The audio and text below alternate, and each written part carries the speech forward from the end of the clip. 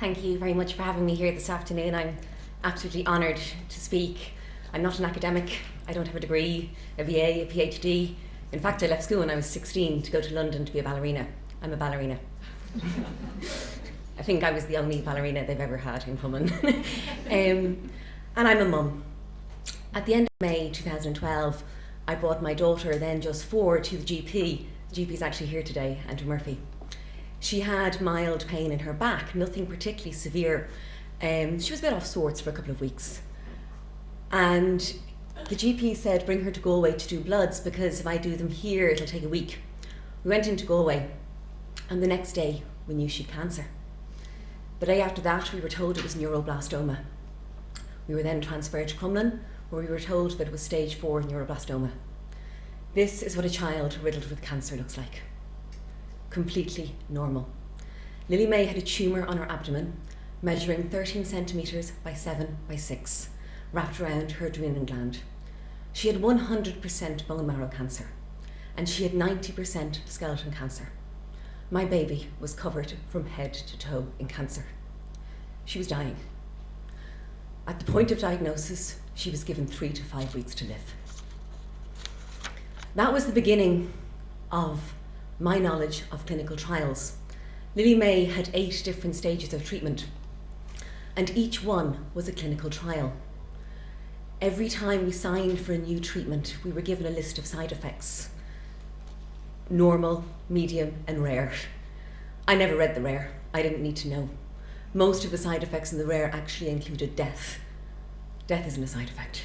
A headache is a side effect. It was very, very tough. She endured almost 2 years of treatment in Our Lady's Hospital, Crumlin, where the staff are incredible. They work in such a packed environment.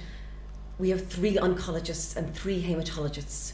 We have 240 children diagnosed with cancer every year in Ireland. A fifth of them will die. For certain cancers, it is much higher. We followed through the stages of treatment. I began to research a lot myself. I could read PubMed till 5 in the morning. I still can, and I can't read a novel. I went to my first conference on neuroblastoma 5 months after Lily May was diagnosed. And that conference changed my life. I met the top doctors in neuroblastoma from all over the world, from Sloan Kettering, from Boston, Philadelphia, Michigan, Germany, London. And I realised that there were other options available if she didn't respond to treatment. And at the time, we had already come off protocol. Her body hadn't cleaned enough from cancer, and we required very, very intensive treatment called TVD, which is a really, really rough chemo. I was very frightened when I was at this conference because I didn't know if she was going to get back on protocol. These conferences, and it's the first of 6 I've gone to, are wonderful because the doctors and the parents are all working together to achieve the same goal, which is our children living. They care so much. There's no us and them. We are just as important as they. When we came back from the conference, my father died. I'm not particularly religious, but I did do the eulogy at Dad's funeral, and I said, get up there now, Dad, and save her life. Make sure her name is not on the door list. And indeed he did. Her next scans came back really good, and we got to move on. We then had surgery, and our next stage was radiotherapy. We had our meeting in St. Luke's Hospital, and I actually signed the consent forms, and then I came home frightened. The side effects of her radiotherapy were lifelong. She would have osteoporosis in 6 of her vertebrae from the age of 5. She would lose 2 inches of her height, and I'm only 5'2". So she didn't have much to lose. And the wonderful surgeon who had saved her kidney in surgery, her kidney would have died. And I was very aware that neuroblastoma is a relapse cancer. And if she required further chemotherapy without another kidney, that could prove impossible. Through the first conference I went to, and the internet, I have made a network of friends from Australia to all over America who are really informed parents and parent advocates of neuroblastoma. I put a call out for help, and I was bombarded with emails and messages. And we found a treatment called intensely moderated arc radiotherapy in University College Hospital, London. Standard radiotherapy has 4 bars.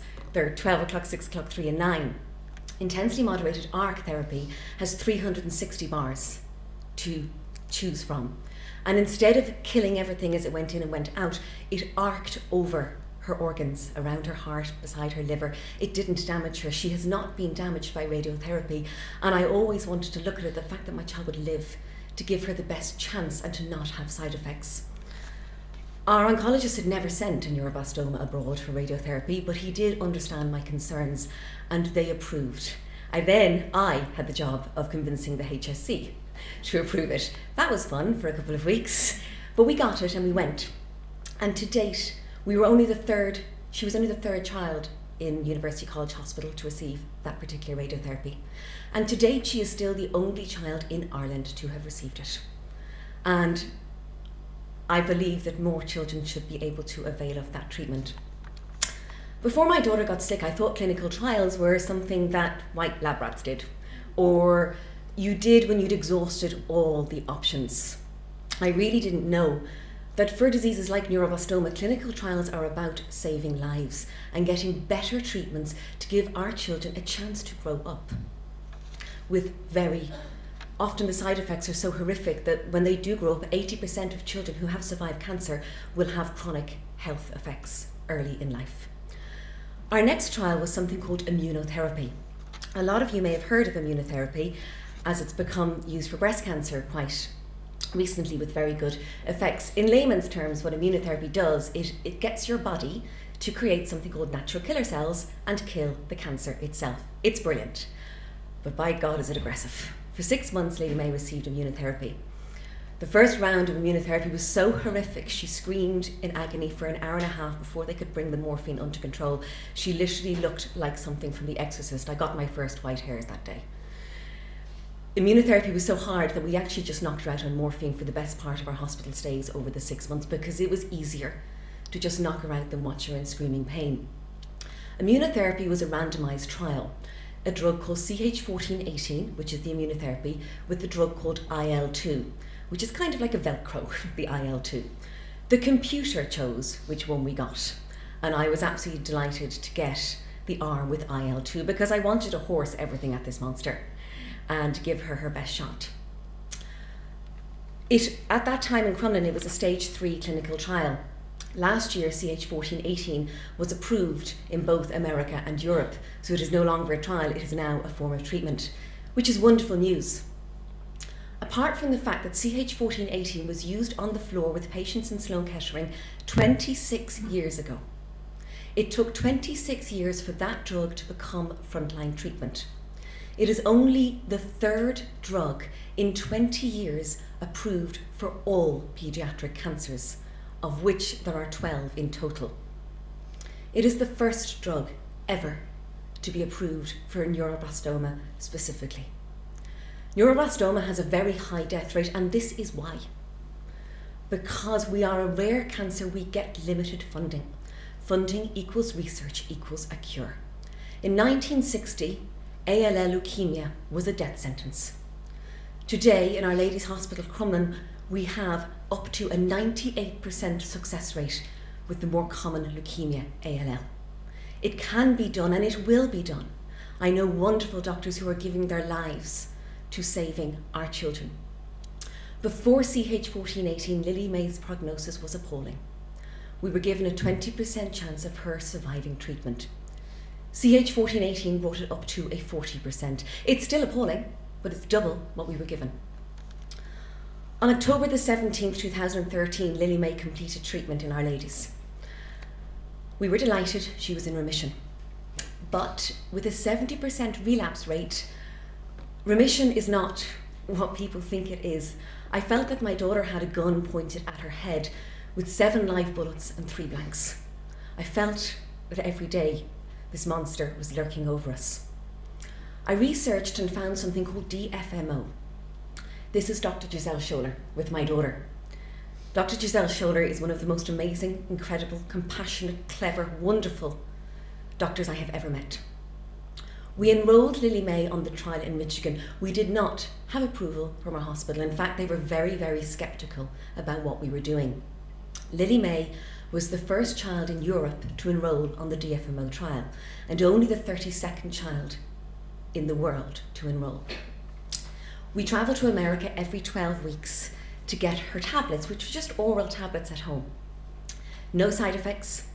The only side effect she got was she lost her hair and her temples, but that came back when we finished the drug in January. We travelled every 12 weeks to America for scans to see if she was still in remission. She completed the trial in January. When she completed the trial, 32 children had completed it, she being one. 4 children have relapsed on DFMO, but 32 who completed it have not. With a 70% relapse rate, to me, that is a miracle. Since we enrolled Lily May on DFMO, 3 other Irish families have joined the trial, and another one to join shortly.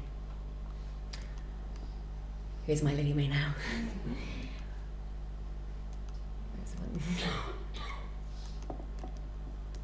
When Lily May was fighting for her life, a friend of mine, Stephen Mackin, produced the song Tiny Dancer. Myself and Leighton, her daddy, are both ballet dancers, and Stephen wanted to do something to help. He got 200 voices together, and every famous singer-songwriter from Paddy Casey, Mary Black, the Riptide Movement, Gavin James, to come together and record a song for Lily May. It went straight on to become #1. It was the most precious song. If you haven't seen it, Google Tiny Dancer, a song for Lily May. Lily May became the face of childhood cancer and neuroblastoma specifically, and I became her spokesperson. We have featured on every radio show, every newspaper, every TV show. I think I've been on Ireland AM 6 times. The makeup lady knows me now and knows what I like. We did Miriam O'Callaghan's, we did The Late Late Show. Before Lily May got sick, I couldn't remember the word neuroblastoma. I used to go neuro like your head, blast like you shoot, oma like the place, to try and remember it. Now, because of the awareness we have raised of the disease, everybody in Ireland knows what neuroblastoma is, and worldwide. I receive messages from people all over the world asking me about DFMO. I get contacted constantly. Lily May has a Facebook page with 58,000 followers. Our posts sometimes reach 1.75 million people. I never wanted this, obviously. I obviously didn't want this, but I am proud of what we have done to raise awareness of an otherwise unspoken disease. Parents have actually told me that they believe their child was diagnosed because of the awareness that Lily May created. If one life is helped by what we've done by going public, which wasn't an easy thing to do, then it is all worthwhile. I don't know what the future holds for my daughter, but I do know that neuroblastoma tried really hard to kill her.